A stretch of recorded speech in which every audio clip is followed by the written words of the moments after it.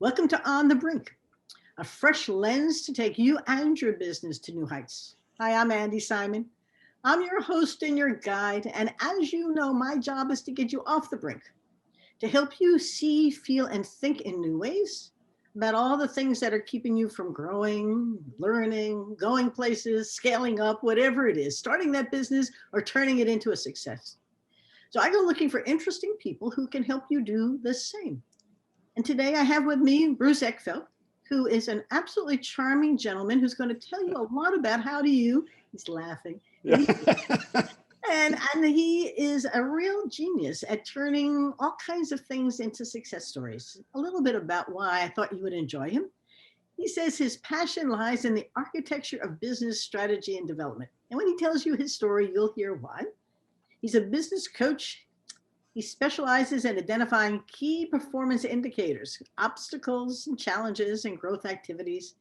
And he uses the tools and techniques afforded by his years of experience. And he's also certified in scaling up and 3HAG. And he creates a blueprint that clearly defines the structure of your success. He works with leaders across lots of industries. But I love the idea that comes out of Bruce because he grew a business.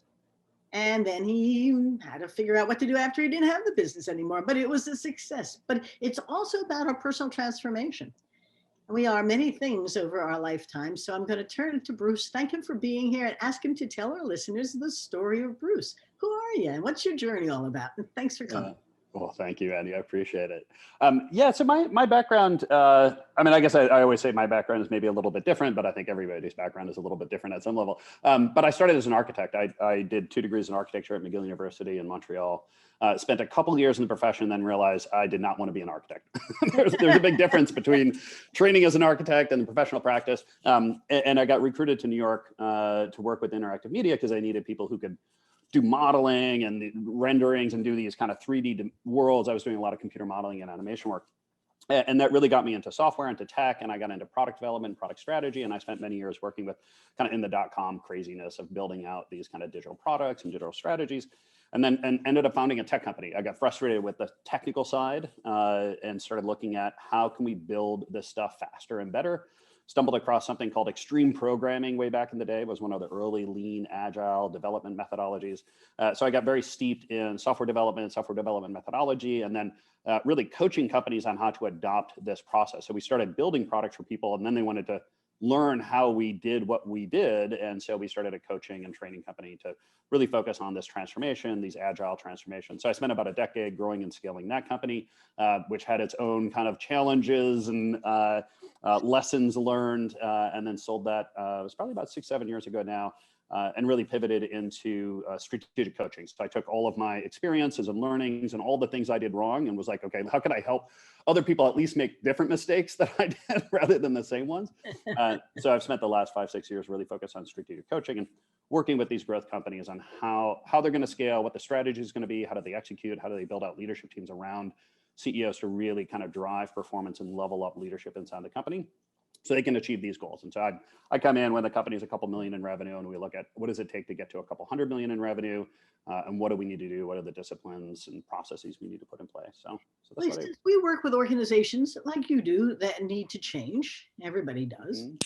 I used to say, if you want to change, have a crisis or create one. Yeah. Pandemic. But that was always a way in which people would pay attention. My first book was 7 case studies, and they were all stalled or stuck.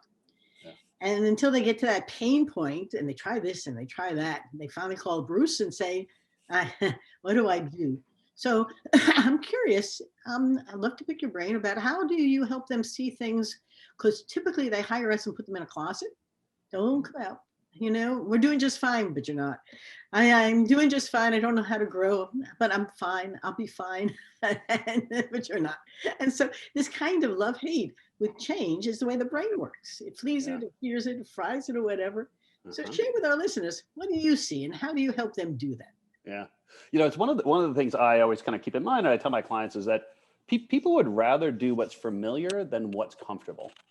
Right. So even if something is painful, even if they're boiling away, in that pot, yes, I like this pot. I'm familiar with it. Right. And so, a lot of it is just getting them to appreciate and to embrace the idea that it's not going to be familiar. You're going to be you're going to have a certain amount of confusion, a little bit of chaos. Like, it's not going to be easy. Like, if they hire me because they think I'm going to make it easy, we're stopping the engagement there, because it's hard, right? And there's a certain amount of embracing that difficulty and realizing that difficulty is actually a sign that you are engaging in some kind of change process. Ideally, we want to make sure it's the right change process, right? So that's we put in strategy, and we put in goals, and we kind of want to make sure we have a clear objective around it. But I think that's probably the number one thing that I try to really focus on with my clients, is just get them comfortable with the idea that it is going to be uncomfortable, right? And if we can lay that down as a foundation, then we can start building upon that and start doing all these other things that they need to do on top of it. But I would say that's the first thing. I'm my kind of framework, or I say that we talk about strategy development and strategy execution. We could have the best plan in the world, but if we can't execute on it, like, it doesn't really matter. It's all a dream. And vice versa. We can do all the work in the world that we want, but if we don't have a real plan on how it's going to achieve our goals, we're just going to be spinning around in circles. So for me, there's always this kind of balance between these two when I work with companies to figure out how they're going to scale. Well, you're raising some things that I want to dig into a little bit for our listeners and our viewers. First of all, your brain has a story in it. Mm. And if you haven't watched any of Marissa Peer's stuff, if you're going to change, you're going to have to collaborate with your mind. If not, it will be perfectly happy living the current story. Mm. And it will actually blame others and complain about them for the pain that you're feeling. It's not yours, because it's much happier doing that. And the second thing is that the mind does exactly what it thinks you want it to do. And so you're going to have to change that story. And then the familiar is perfectly fine. And it goes to where pleasure is, not pain. So all the things that Bruce and I work with on companies is to overcome the basic problem of the day, which is your mind hates us, because all of the things it does now, it doesn't want to change. What I find is that the problem often is they can't see what the new is. So we do a lot of storytelling. I'm curious, what do you do to help them see what's possible so that their brain stops fighting the whole thing? Because our job is to help you get better. And I know it's like a golf swing. My golf coach keeps giving me pain in my brain. Someday I'll kill that slice. But I appreciate what he's trying to do is to see it. Are there things that you can add to my little, discourse here about how do you begin to see what's the new and how to get there? Yeah. So one of the key things I do, because I primarily work with leadership teams, right? So part of this is the individual kind of mindset or the individual thinking, but then there's the team thinking. And I run people through a 3-day strategy process, which it is fundamentally designed of getting their team brain on the same page, right? Because what I find typically is when I start asking these strategic questions, I'll talk to a team of 8 people and I'll get 9 different versions, right? Like, it's just, there is no real common collective understanding of what are we trying to do, where are we trying to go. So I recently did this with a group. It was actually a technology spinoff. So they're a large company had been developing a product actually for intelligence agency military stuff, and we are looking to bring it to new markets. And 8 people who have worked together for a very long time, but when I started asking the questions of why are we here, right? What does success look like? Where do we want to be in 10 years? Where do we want to be in 3 years? What are the things we really need to focus on to get those?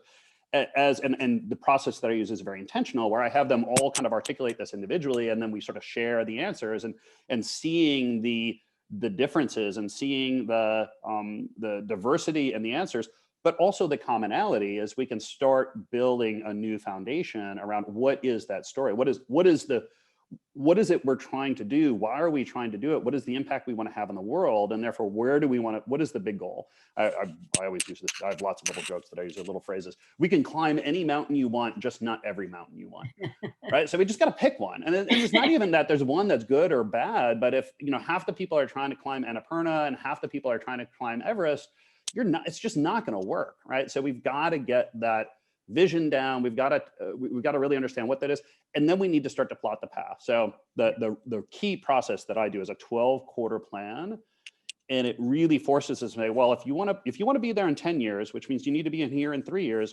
what are the steps, right? And if one team says, well, we're going to go up and to the right, another team is going to go, we're going to down to the left. Well, like, those are 2 different paths. Like, we need to choose.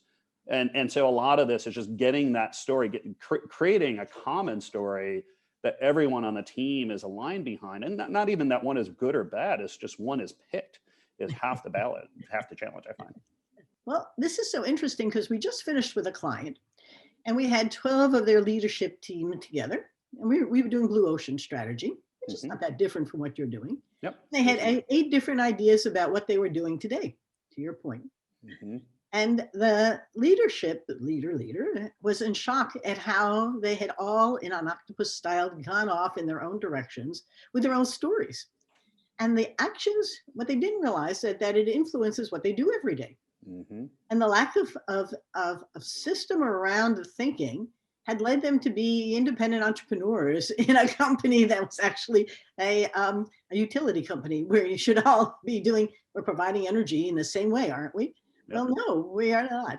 And that became part of the aha serendipitous moment, which says, oh, I guess we can't simply assume that everyone knows what we're doing and where we're going and how we're going to get there. And then the other problem is, well, where are we going?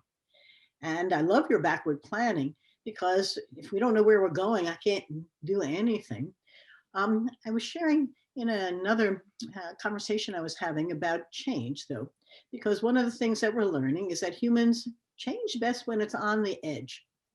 There's a little story of a Stanford professor who wanted to illustrate this, and he decided every time he flushed the toilet, he was going to do 2 push-ups. And all of a sudden, he was doing 4 push-ups and then 10 push-ups. And he didn't realize how the little trigger of association of A with a B, totally disconnected, had nothing to do with each other, was enough for him to start to do push-ups. And his point was, if you want to change, it's a small win at a time that begins to measure the changes, but find a trigger to help you start the process. And I don't know, as you're working on scalability and so forth, are you finding similar things? I share that because it's so simple, but it's so true that unless you have something that you're going to use as a trigger, the changes it will be so much easier to ignore the consultant, forget what we've done, go back to the old habits and not change at all. So any triggers that you have discovered are particularly good in industry, particularly in the IT world, should be something. Yeah, so I think the one that came to mind immediately as you started talking is one of the disciplines that I really encourage teams to embrace fairly quickly in the process is the daily stand-up or the scrum. Yes. Right? And because it's just, it's a habit.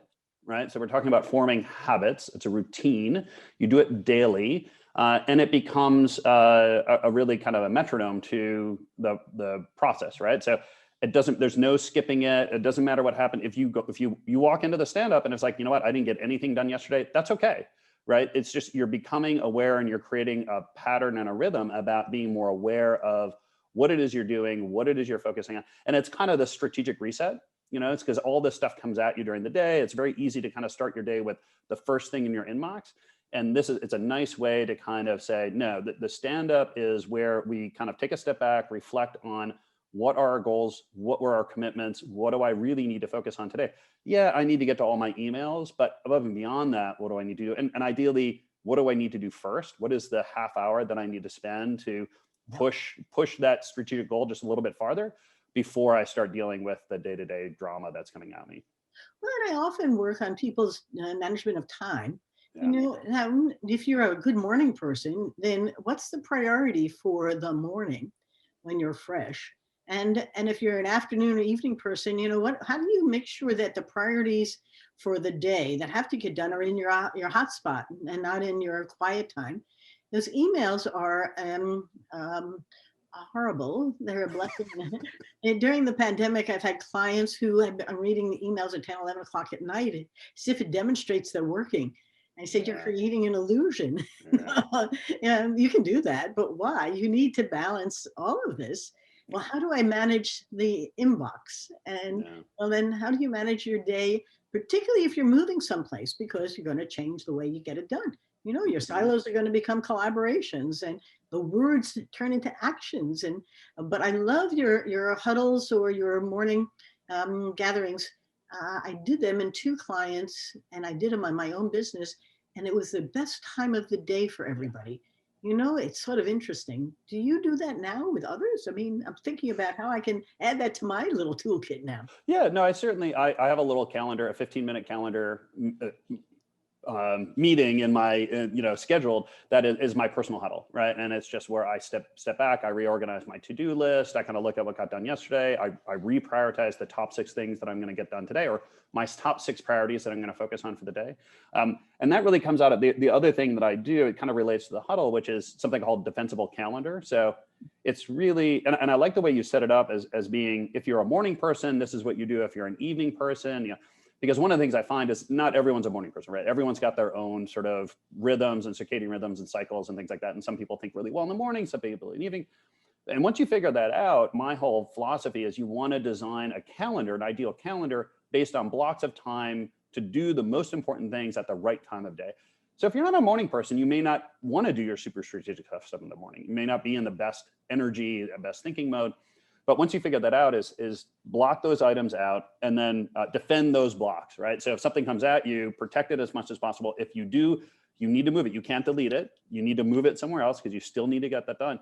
And because, I mean, fundamentally, my philosophy is time is your one true limited asset. And if you're not managing that well, you're hurting your productivity. So that huddle combined with a good defensible calendar, and I do this at the individual level and then at the team level. So what are your time blocks as a team? And then I've had groups that do it as a company, right? And they'll say, Wednesday afternoons are no meeting Wednesday afternoons, right? Because we want to create focus time for everyone. We don't want people interrupting each other. So that combination of kind of the huddle and the discipline and the defensible calendar, really figuring out what is your best, what best work do you do when, I think is key to any leader, any executive has to master that.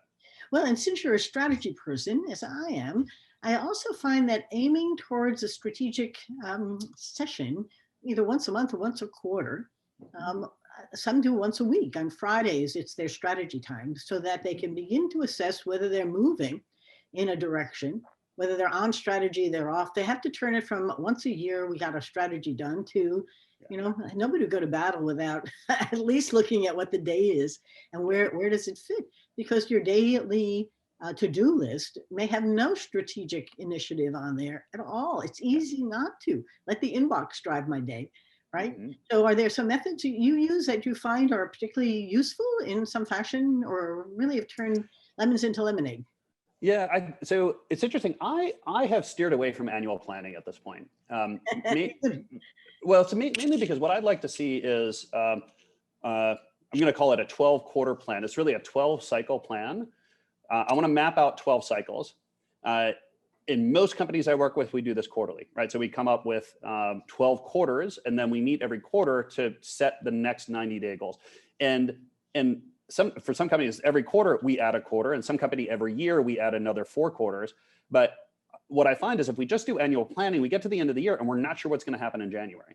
Yes. Right. So I always want some runway. I always want some kind of vision for where I'm going. Idea. Yeah. And go through it. And the reason I say cycle, because most companies do quarter, but my kind of philosophy is that depending on the rate of change of the market you're in, that cycle needs to change, right? So if you're a high-tech startup and you're dealing with a very volatile situation, that might be monthly. So we may have a 12-month plan and planning every month, every 30 days, because we need that kind of turnaround. We may have some situations where it's weekly, right? If you're an early stage startup and you're just like, we don't even know what we're doing yet, we may have a 12-week plan and we're doing this every week, but it's that cycle that I want to see 12 cycles out in terms of runway around my planning process.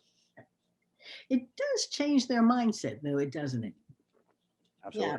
Yeah, it is. Humans are so fascinating because companies grow. I bet yours did in not necessarily linear fashion. Yep. And ideas come from all over the place, and you have to figure out which ones are on strategy, and maybe the strategy is not right or wrong. When you were growing your company, were there particular things that stood out to you and helped you in that learning process? I'm sort of curious because you were so successful. Yep. Well, so I think in part because we were in the lean agile space, we were borrowing a lot of sort of lean philosophy in it. But I would say one of the core things that we learned, or that was key to our growth, was this kind of culture of continuous improvement. And there's a couple of things that really meant day to day. So every week we would have all of our teams, whether it was operational teams or project teams, every Friday afternoon, they set aside at least half an hour to an hour to do reflect on the week. Right. And there was a process of, we get the data on the table, we develop insights, see what the options are, and then action some of those in the next 7 days. What could we do to sharpen the axe? What can we do differently? Can we change the way we deploy something? Can we change the way we schedule a meeting? Can we change the agenda on something? Always looking for incremental improvements. So that was one practice that I took away from there, that we developed there, that I do with all of my clients, and I help put that in place. And the other one was really, so in our case, we had lots of people out on the field at different client offices. We'd do a quarterly meeting where one day we would get everyone together and we would do an open space. So that was it was just kind of take the pulse of everything that's going on in the company. And we'd set up a big open room and we had multiple meeting spots, and we'd start the day of just like, what do people want to talk about? What are on people's minds? And it was a great way to just kind of in the zeitgeist of, hey, this is really important to me right now. Let's put it on the wall. Whoever wants to talk about that can go there. And some really phenomenal ideas came out of it. And it wasn't until we kind of let go of the agenda that we could have that happen, because we were forcing it too much in the beginning. But that's another one that I felt was really helpful. And I just really encourage companies to have that kind of open format time to really just, what is going on right now? What do we need to talk about that's going to help elevate the performance of the company? It's interesting because during this COVID period, I've organized two groups of women, sort of tied into my book, Rethink, and one through our Facebook group, Rethink with Andi Simon, and the other coming out of a thought leadership group that I belong to. And they are loose, and they are trying to figure out what is it we should be talking about. And in some ways, it's your open forum on, what are the challenges? What are the issues that you could use and these folks don't know each other than through this loose assembly of stuff. But when you talk about the changes coming out of COVID and what's the new normal and what's going to stick, what's not going to stick, I hope these stick, because they're absolutely great women who could use a little time helping each other in a completely apolitical fashion. Think out loud about things that matter. And inside a company, there's always a political element to it. Am I smart? Am I not? Am I looking the right role? Here, there's no roles to play. There's no smarts. There's not smart. And the joy is that be you and bring together some things that you like, some ideas about. How can we help each other? But I'm listening to you and I'm saying, this is sort of an interesting outside of the box, inside the box. I'm not sure where it is. That I hope continues, because it is very helpful for people to have time to talk about things that are challenging in a neutral environment. So, and I don't know what you're finding inside these companies with remote work. Are there any things that might be shareables that are worth looking at? Because, this remote work has changed conversations, the gatherings and the meetings, all kinds of things. Any thoughts to share? Yeah, two ideas come to mind. I mean, I think for employees or leaders who are running companies who are now in this kind of work from home model and are not used to it, or it's a big change for them.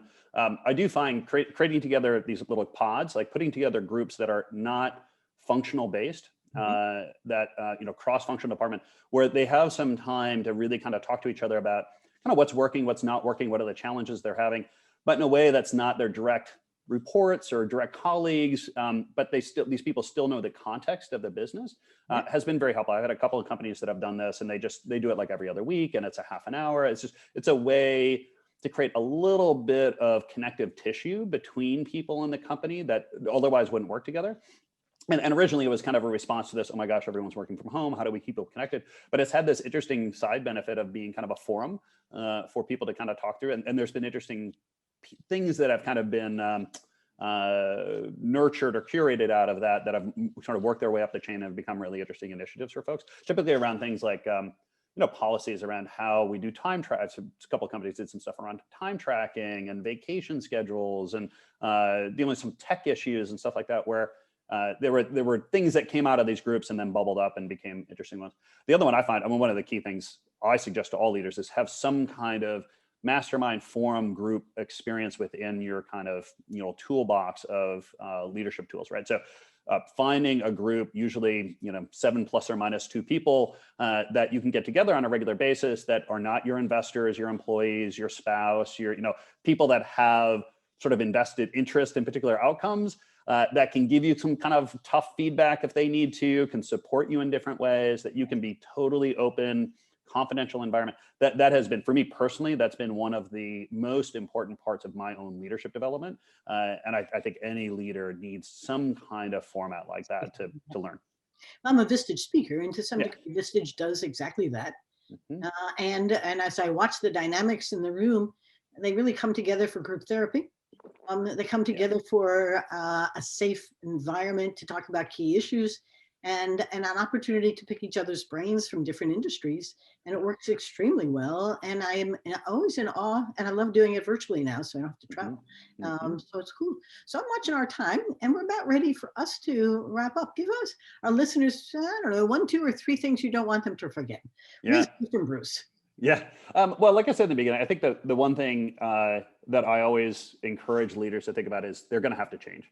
Right? It's just it's expected it's to be uncomfortable, and just so you can develop a mindset of that being okay with discomfort and knowing that discomfort is going to be part of the process. That's probably the number one thing I encourage people to do. And then this idea of continuous improvement, right? If you can develop I talk about developing a muscle of having a regular practice of reflecting on recent results and using that not as a way to kind of judge yourself, but as a source of learning, as a source for insight, is probably one of the best teachers out there. Is our recent performance. So do it with compassion, do it with learning, do it with the purpose of getting better. But I think those two things is what drives just about any company. I think I always say you can't scale a company unless you're going to scale the leadership, right? And so you've got to scale yourself through the process if you want to scale the business. It's exciting. Although I must confess, when my golf pro told me to start keeping score, I went, do I have to? He said, well, you'll never know if you're getting any better or not if you don't keep score.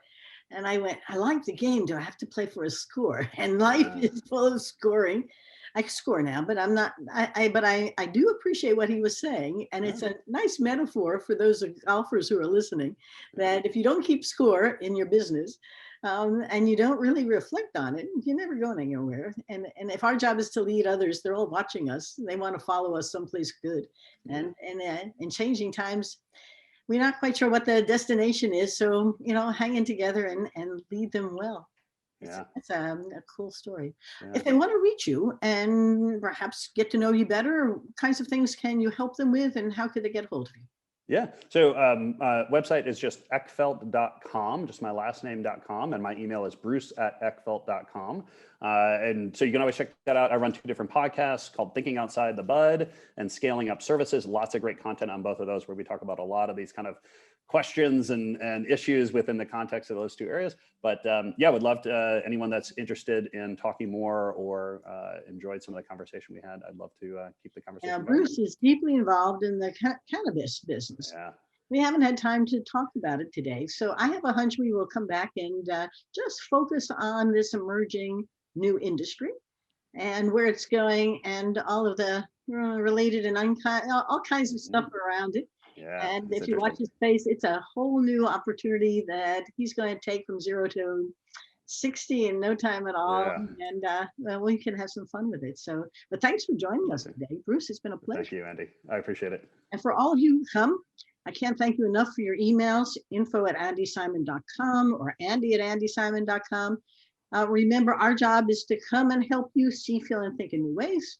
And what we love to do is listen to you tell us how that happened. One woman emailed me back and said, oh my gosh, I gained a whole new client from this. And I said, this is so much fun. So if we can help you see things through a fresh lens, that's our job. It's a great pleasure. For all of you who come, stay well, stay healthy, stay happy, smile. It's been fun. Bye-bye now.